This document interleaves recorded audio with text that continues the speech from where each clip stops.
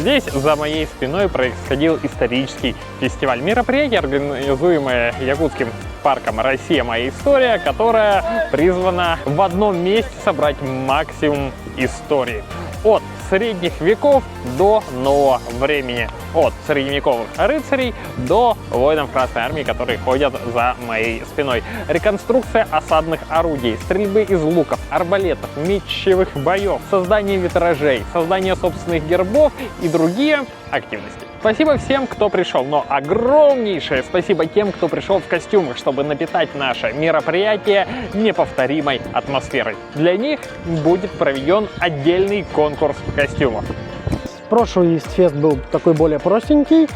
В этом году он красивее гораздо. И вот даже осадных машин прибавилось, не одна, а две. И поэтому на будущий год наверняка будет еще больше, еще круче. Его необходимо расширять.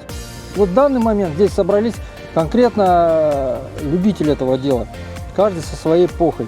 Да, ну вообще ништяк тут, крутяк, все супер. Мы постреляли из арбалета. Да. Как называется это? Катапульта? Ну, трибушет, да.